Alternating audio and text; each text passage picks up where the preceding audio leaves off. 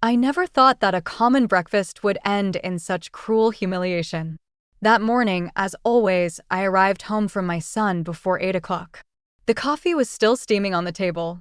The children, they ran around in half-dressed uniforms, and the television released its news as a battle background. I sat down silently, like every day, ready to accompany the little ones to school. But that day, I had something else on my mind. With a slightly heavy heart, I told my daughter-in-law, Kelsey, that I couldn't take care of the children that morning. I had a medical appointment scheduled long ago, months.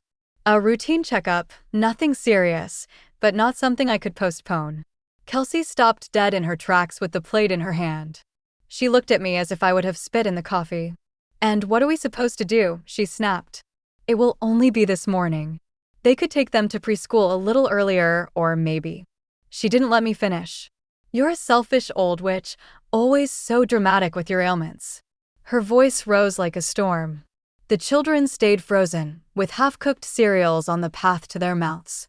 "Don't come back over here, you hear? You're a burden." My son, who was standing next to the door, said nothing, not a word. He barely lowered his gaze, as if it were me, the one who was exaggerating.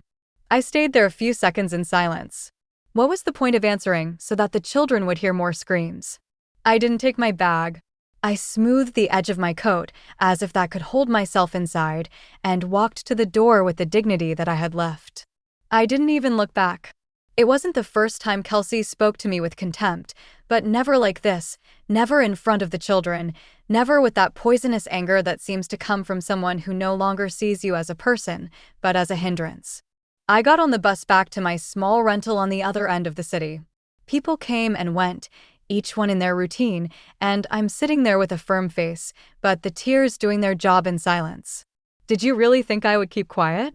That day, as the bus moved along the gray city, I began to remember something that I had forgotten.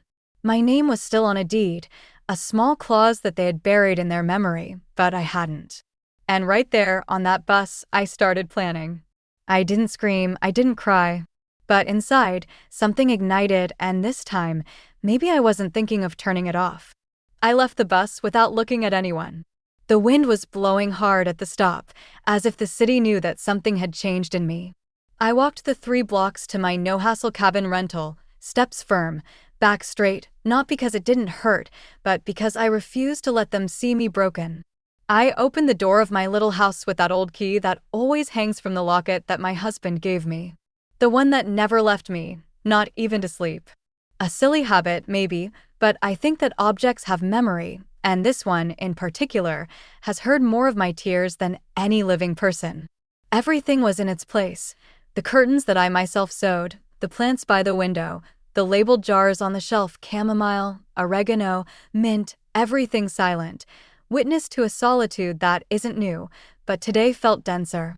I took off my shoes next to the door and turned on the kettle. Because if something I learned in this life is that difficult days are best faced with a cup of chamomile in hand. As the water boiled, I dropped into the dining room chair. Everything was in silence, except for the soft creaking of the wood under my feet. There were no screams, no slamming doors, no crying, just a thick silence that seemed to envelop me like an old blanket. And so, alone in that kitchen that smells of dried herbs and toasted bread, I allowed myself to feel everything, the anger, the sadness, and yes, guilt too. Because how did we get here? At what moment did I stop being his mother to become her servant? I thought about Kelsey in that easy fury that sprouts when things don't go as she wants. But I thought more about my son, in that silence of his, in his lack of reaction.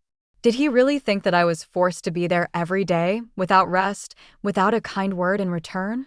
The breakfast dishes were still in my bag, with an empty container that I had filled for them like every other day, and that's how they paid me.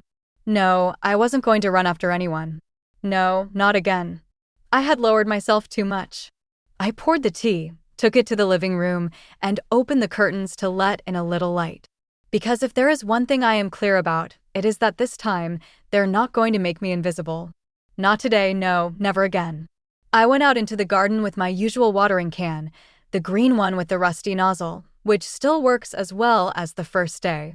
The sun barely broke through between the clouds, and the air had that aroma of damp earth that has always given me peace. Each plant had its name, not scientific names that I gave them with love: the Rosa Carmen, Don Ernesto's cross, my mother's daisies. As the water fell gently like a caress, I began to review the recent years, like someone ordering a box of memories, a box that already smells of mold. Since I moved near my son and his wife, my life is no longer mine. First were the little favors. Can you pick up the kids today? Do you mind going through the supermarket? Then came the full days, the children, the food, the cleaning, all without a penny in between. I never asked for it, of course, because how are you going to charge your son? But one day, I realized it wasn't help I offered, it was work. And not a grateful one, but a demanded one, as if it were my eternal obligation for having brought them into the world. I remembered Kelsey's birthday 2 years ago. I prepared an entire dinner, decorated the house with her favorite colors, baked her favorite cake, and when I sat down to dinner, she looked at me and said, "Would you mind staying in the kitchen? There's little space at the table." I didn't say anything. I swallowed my rage with the first bite of cold rice. Another memory stabbed me. The time they called me free help in front of some friends of theirs. They laughed. I did too, like a fool. But that night, I went to bed without dinner, with a lump in my throat and another in my stomach. At what point did they convince me that I was their property? The shower jet trembled a little in my hand. My fingers, swollen with age, continued watering, but my mind was going faster. The times I kept quiet to keep the peace, the times I swallowed my tears so as not to inconvenience, the times that, out of love, I accepted less than I deserved. And today, for asking for just one morning off, they called me a witch, a burden. After all I gave. And what else?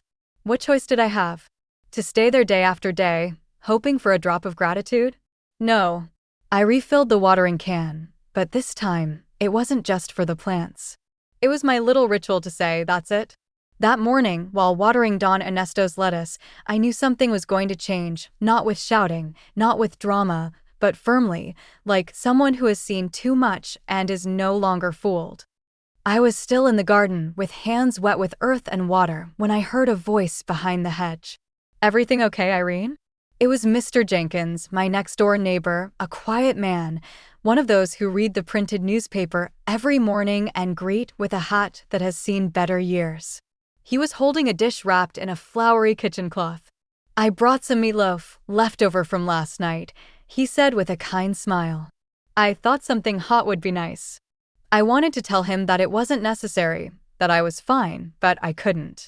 Something in his look made me drop the watering can and sit on the bench next to the lemon tree.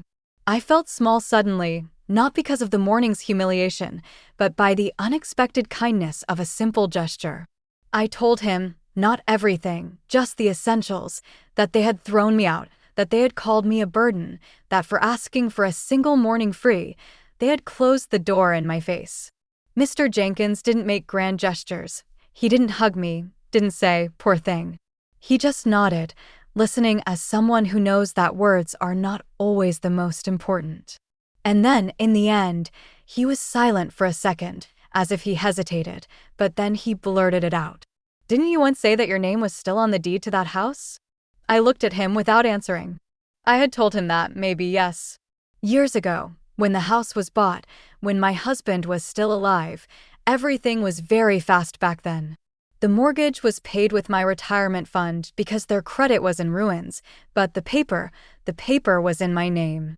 "We did this for safety," he said to me, and then I forgot or pretended to forget because I never thought the day would come that I had to remember it. "Yes," I answered in a whisper. "It's still in my name." Mr. Jenkins looked at me with a new calm, with that kind of look that one receives when one is about to do something big. "Then, my dear, maybe it's time for them to realize that."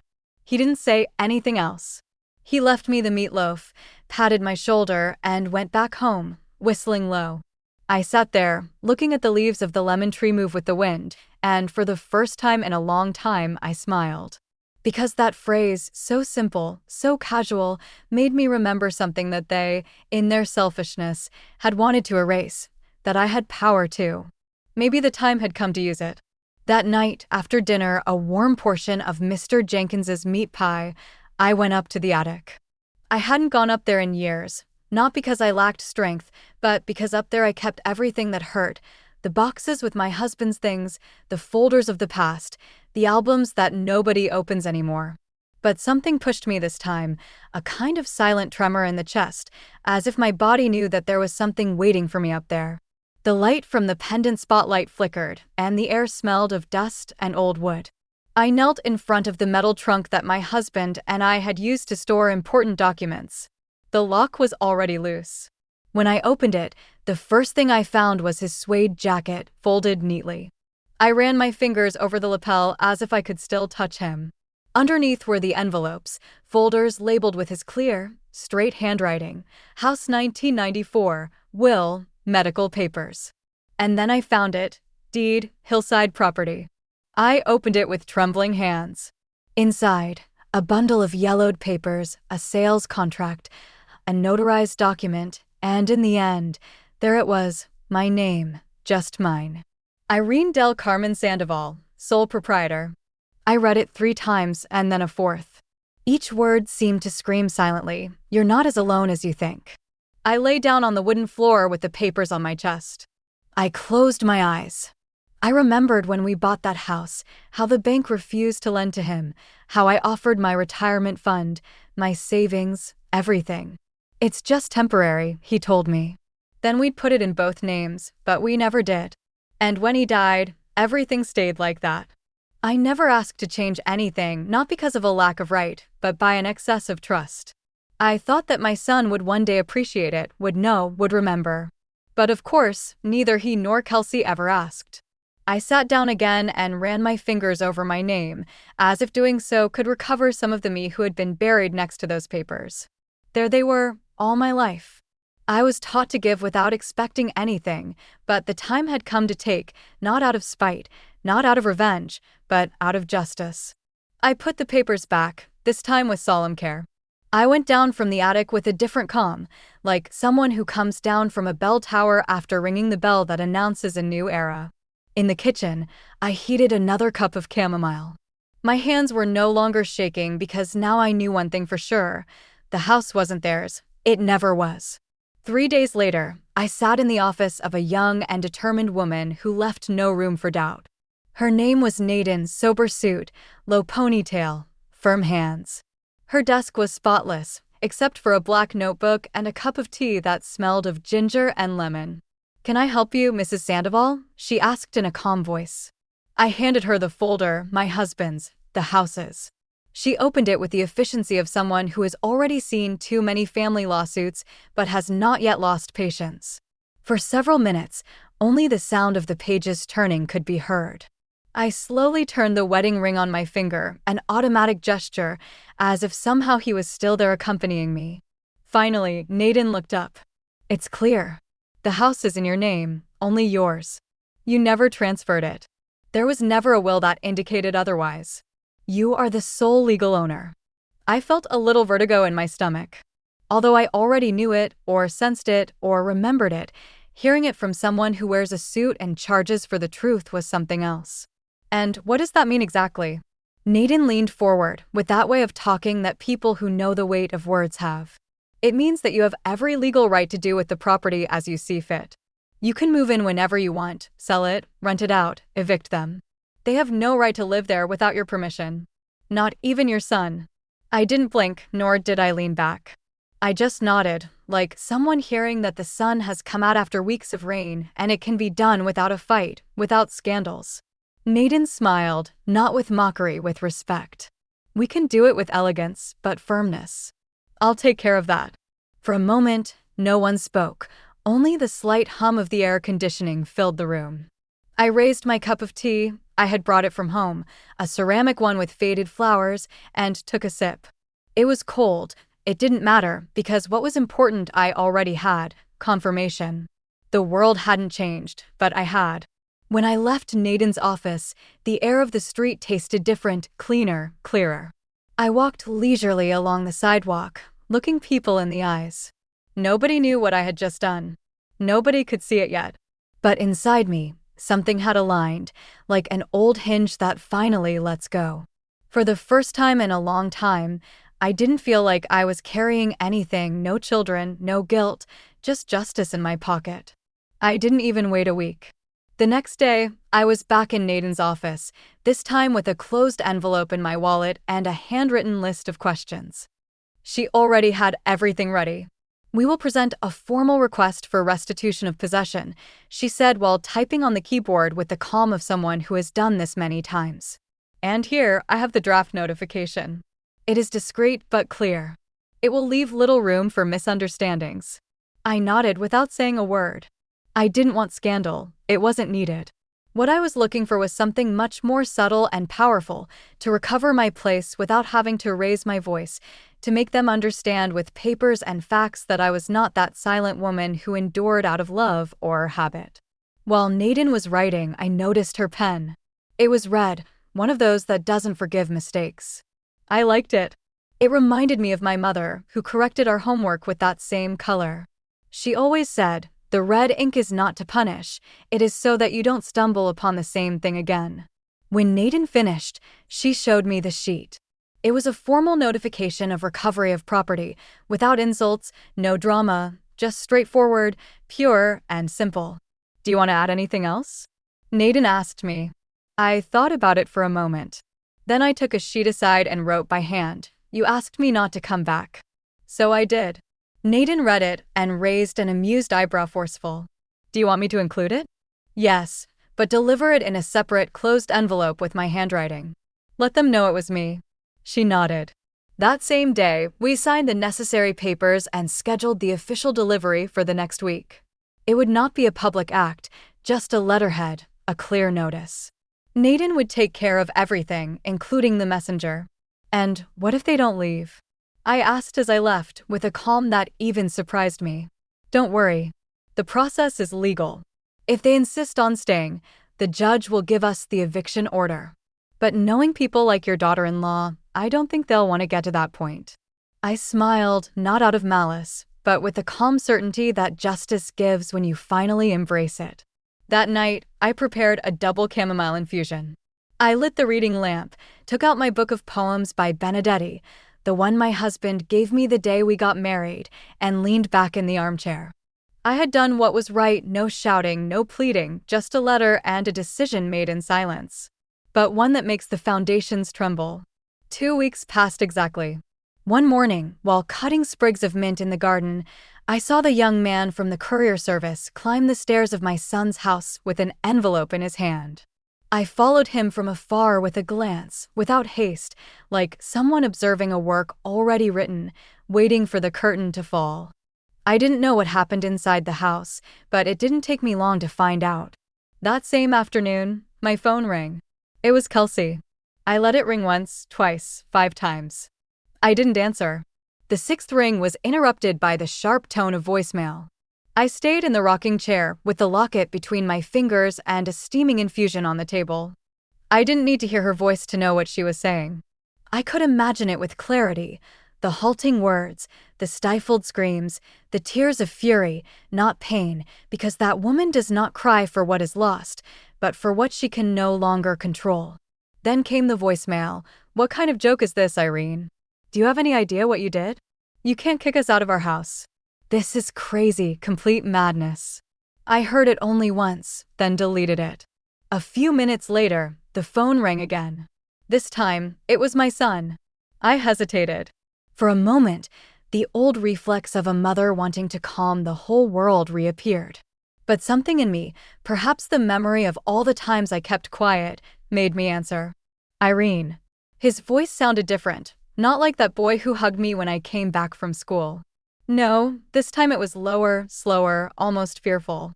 "I only asked for one morning off," I told him before he could start manipulating me. "Just one." The silence on the other end was long. "We're going through a lot," he whispered.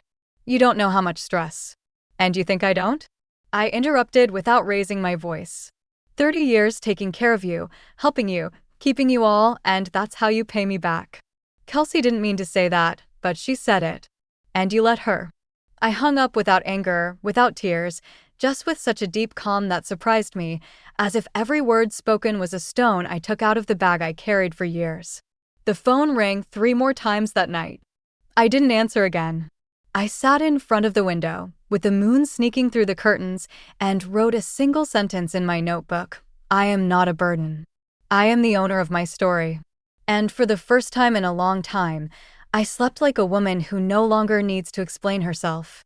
The next morning dawned warm, with an overcast sky, as if the world was also deciding whether it wanted to rain or not.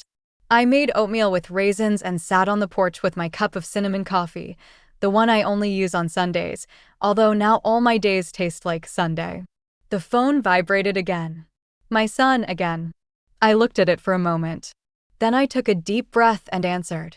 Hi, Mom, he said, with that cracking voice he only uses when he wants something. Can we have a good talk? Go ahead, I answered, without a trace of sweetness or resentment, just tiredness. I know you're upset. But are you really going to kick us out? Your grandchildren too. How quickly he brought out the children, as if they were a shield. I'm not kicking anyone out, I told him slowly. I'm just taking back what's mine. There was a pause. I could imagine him running his hand through his hair, as he did as a child when caught in a lie. But, Mom, the house is everything we have. We have nowhere to go. You did it too fast. Oh, yes. I took another sip of coffee. And how fast was it when you kicked me out? 1 cup of coffee, 1 polite insult. No, he replied. I asked for a morning off, and they called me a burden. It wasn't me who made that decision. It was you. We were stressed. Kelsey shouldn't have said that. Yes, I interrupted. I know exactly what she's like, and I also know what you're like because you remained silent. And silence, son, is also a choice. Another long pause. Mom, we just need a little more time. Could you give us some weeks while we look for something? Could you have given me respect? I said, turning my wedding ring with my thumb. That was free. His silence hurt me because I felt it was real, as if in that moment, for the first time, he saw the depth of the abyss he himself had dug. Mom, you don't have to do it like this. Of course I don't have to, but this time, maybe I want to. Because at 67 years old, I've decided that I deserve to rest, not when I'm sick, not when I can no longer do it. Now, what are we supposed to do? The same thing you told me that day, manage. I hung up before he could answer, not with cruelty, but with conviction. I returned to the house, picked up my knitted blanket from the back of the chair, and curled up with it as if it were a woven shield, made with patience and years. Because that was what I had now, time, purpose, and the right to not always be the one who sacrifices. Outside, it was windy, but it was finally warm inside. The next Sunday, Mr. Jenkins invited me to walk to the park. It was something he used to do with his late wife. Every time life got tough, he told me once, nothing like trees to remind you that there are things that take time, but they grow, he said. I accepted because I did need air, but more than that, I needed company that didn't demand anything, just presence. We met at the corner, he with his felt hat, me with my sky blue scarf, the one I knitted last winter. We walked without haste among the trees that let their branches fall, as if they, too, wanted to protect us from the world. I saw that a new letter arrived at your son's house, he said suddenly, bluntly. I nodded. The official notification this time. Next up is the sheriff if they don't react. And how do you feel about that? Nobody had asked me that. Everyone assumes a mother feels guilty, that she suffers in silence. But I thought carefully before answering. In peace, I said. For the first time in a long time. I sleep without checking my phone, without thinking if they need something, without preparing anyone's dinner. He smiled and pointed to a bench by a small lake. We sat in silence. A duck swam by, dragging a dry leaf on its way. Have you thought about doing something for you? Jenkins asked, with that wise grandfather tone that's a pleasure to listen to. Something that has nothing to do with them, like a spa day, a long walk? I don't know when was the last time you gave yourself a gift. I didn't know what to answer, not because I didn't remember, but because I realized I never had.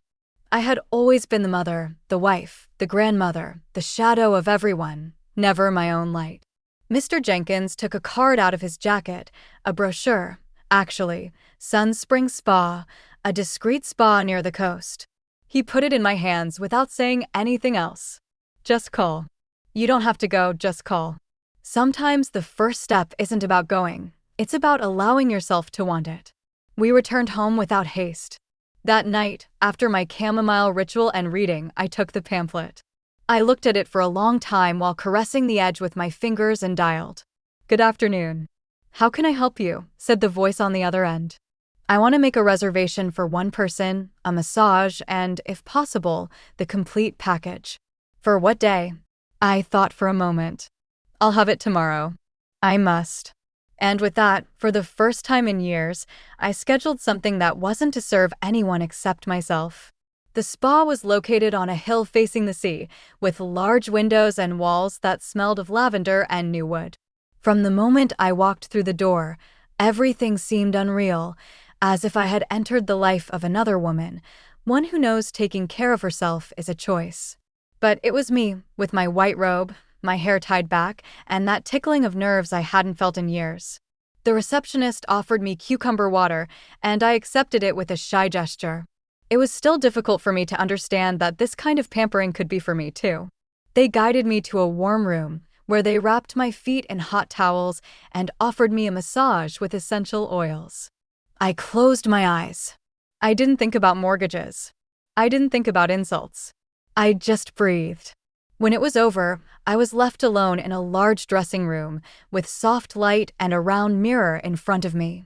I approached out of habit, ready to avoid looking at myself straight on, as I always do, but this time I did. And there she was, not the tired woman, the one who's always aware of others, who holds back tears in the bathroom not to worry, no. The one I saw had dark circles, yes, and wrinkles, but she also had a new firmness in her gaze, as if a person lived inside her who no longer needed permission to tell her story. I looked at my neck. The locket was still there, cold on my skin. I touched it and thought he would be proud, because I was finally doing something he always told me to do, live for myself. I'm not a witch, as Kelsey called me, not a burden, nor a free assistant. I am a woman who loved so much that she forgot herself and is now remembering. The image moved me. I smiled a slight smile, toothless, but deep, one of those that are born from the chest, not from pride, but from reconciliation. Because, yes, I gave myself completely, but I don't regret it. What I will no longer do is continue giving what I have left if there is no respect from the other side. I put on my robe again. I adjusted my belt with a firm gesture. I gathered my things. I thanked the staff with a kindness that this time was not servitude, but as equals. Upon leaving, the sea shone below, still, as if it knew that something in me had also quieted down. I walked toward the exit with a calm step. I no longer needed anyone to validate me, because I had already done it in front of the mirror. And that, my dear ones, no one can take away from you. 2 days after the spa, I sat at the dining table with a cup of black tea and the document folder open in front of me. It was time. Naden had prepared everything, the final letter of notice to start the eviction process. Cold, clear, legal. They would read it and couldn't claim surprise. They'd known for weeks. But before closing it, I asked for something else. I want to include a note from me, I said. What do you want to write? I didn't take long to reply. You asked me not to come back. So I did. Naden looked at me with that half smile that only women who've been through their share have. She didn't say anything, just reached for a white envelope of fine paper and gave it to me.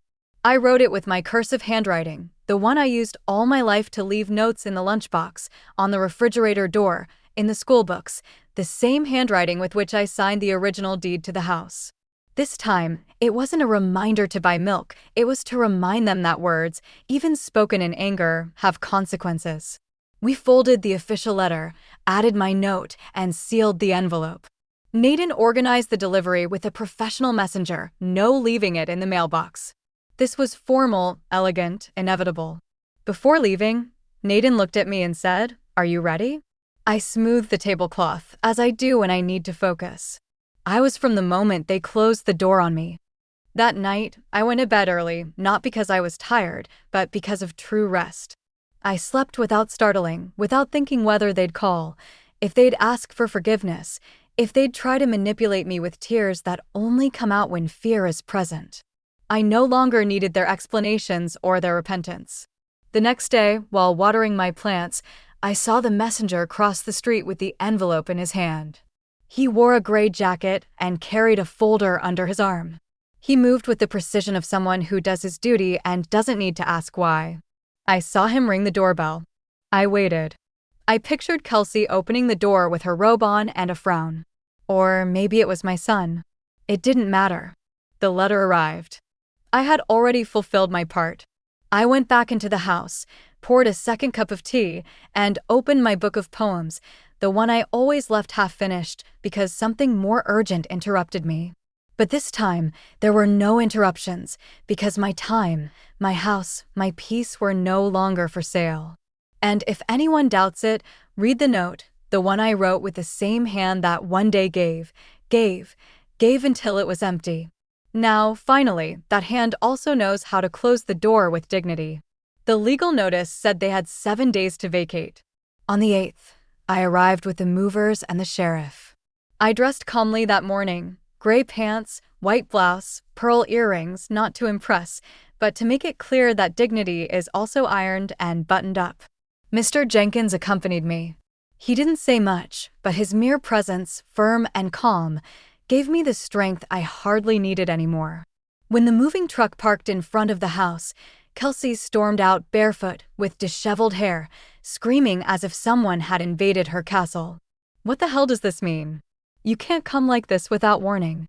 The sheriff, a man with a low voice but a firm gaze, took out the papers and read them aloud. Order of restitution of property. Deadline expired. We proceed with the eviction. She looked around, as if expecting to find hidden cameras, as if this were a cruel joke from some television program. But it wasn't. It was life-settling accounts. "This is my house," she shouted, pointing at the door as if that were enough. "You have no right." That's when I stepped forward. I took out the folder from my bag, opened it with slowness, the same document I'd carried for weeks, studying, that I slept next to on my bed like a paper shield. I stood up and pointed at the top, where it said my name, just mine. "You see this? This house was never yours, nor your husband's. It was always mine.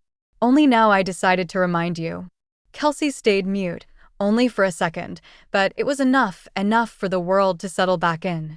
I walked in with the movers, down that hallway I myself painted 2 decades ago.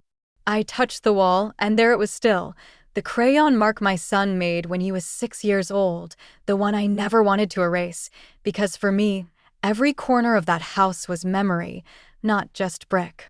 Meanwhile, Kelsey ran around the room, crying without tears, talking on the phone, demanding explanations that no one owed her. "They're going to regret this. They're leaving us on the street. This is abuse." But no one responded, because it wasn't abuse, it was justice on ringing paper. My son finally appeared at the staircase. He said nothing. He looked at me from afar, and I looked at him like you look at someone you no longer recognize, not with hate, with resignation. I stopped for a second at the kitchen door.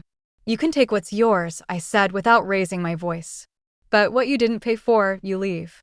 And with that, I crossed the threshold, not as an intruder, but as what I always was, the owner who finally returned home. "Please, Irene," Kelsey said with a voice I'd never heard before. "Can we talk about it?" Her tone was different, no trace of poison, just artificial honey and fear. I was in the hallway, checking the box where I had kept my old albums.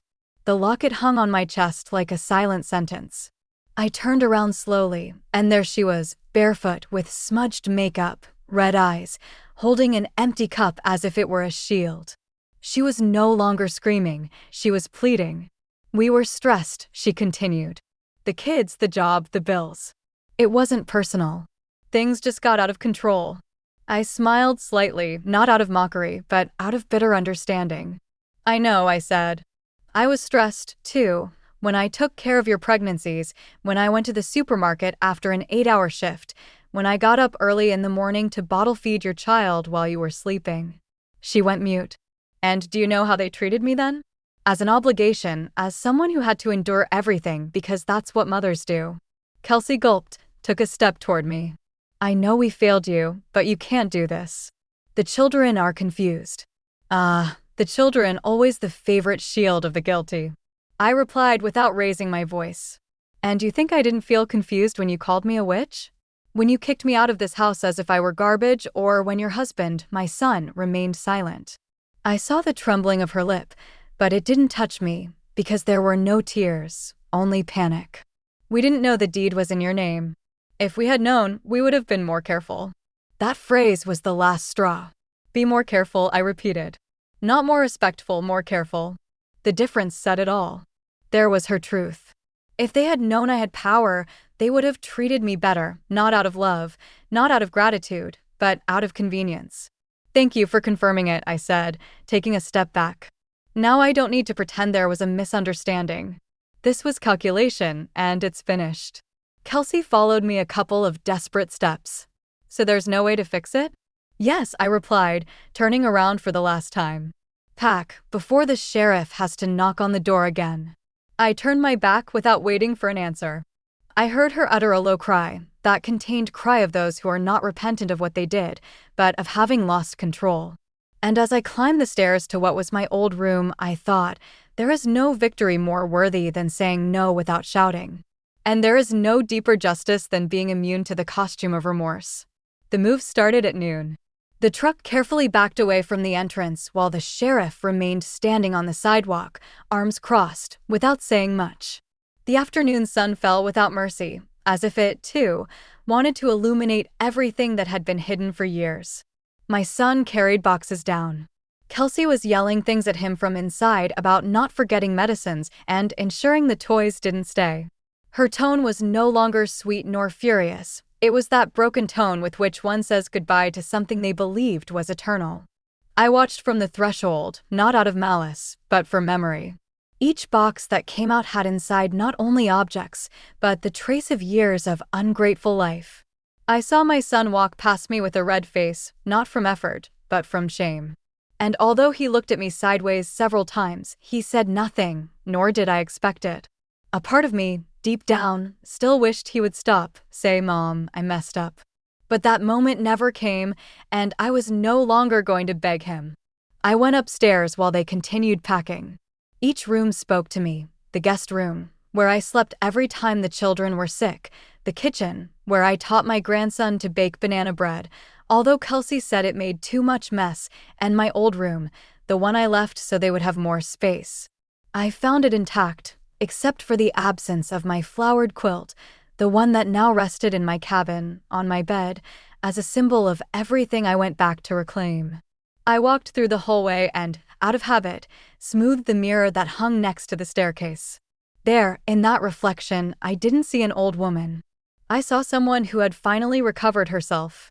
In the living room, Kelsey was arguing with the truck driver about how to arrange the boxes. It was noticeable in her movements that she wanted to hide the chaos, that the spectacle hurt her more than the bottom line. I didn't interrupt, just took a seat on the sofa, my sofa, and ran my hand over the edge of the cushion, where the sewing was that I did one winter night while the rest of the house slept. There, in silence, I allowed myself something I hadn't done in years: cry. But they weren't tears of sadness, it was something stranger, tears of relief. Because every object, every tile, every corner gave something back to me. And while they took out their things, I recovered the only thing that really mattered to me: my dignity, my home, my history. And for the first time, my place. Yes,